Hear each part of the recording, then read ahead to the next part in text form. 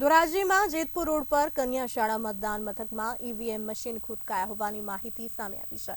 Ward number 5ના EVM મશીનમાં 11 નંબરનું button ન દબાવવાની ફરિયાદ ઉઠી હતી। આ મામલે ભાજપ અને કોંગ્રેસ બંને પક્ષના કાર્યકરોએ પ્રિસાઇડિંગ અધિકારીને ઈવીએમ મશીનમાં ટેકનિકલ ખામી સર્જાવવાની ફરિયાદ કરી હતી। ઈવીએમ મશીન બદલવામાં મોડું થયું હોવાનું આક્ષેપ પણ કર્યો હતો।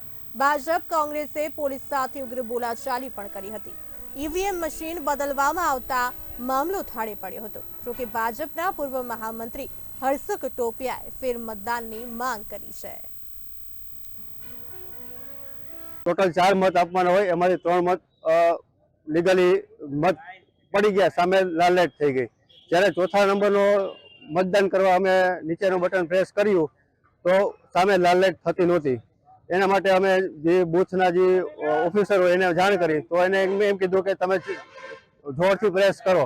એટલે 3-4 વાર જોરથી પ્રેસ કરવાથી, વજન દબાવવાથી માંડ 11મા નંબરનું બટન પ્રેસ થતું હતું।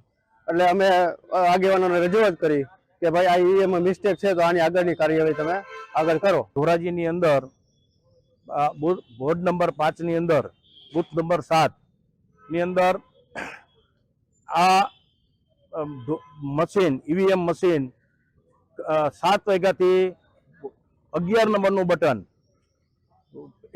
એટલું બધું ખરાબ છે કે એનો લાઇટ થતી નથી અને મત પડતો નથી। આના માટે અમે ઘણી રજૂઆત કરી, ઘણી બાબતો પ્રિસાઇડિંગ ઓફિસરને કીધી, અરજીઓ કરી છે અને અમારા મતદારો દ્વારા પણ જાણવા મળ્યું કે કોઈ પણ સંજોગોમાં 11 નંબરનું બટન દબાતું નથી અને ટેકનિશિયન રાખીએ છતાં પણ એને સતત પુશ કરવું પડે તો એ માન લાલ લાઈટ થાય છે, એવી અમારી માગણી છે।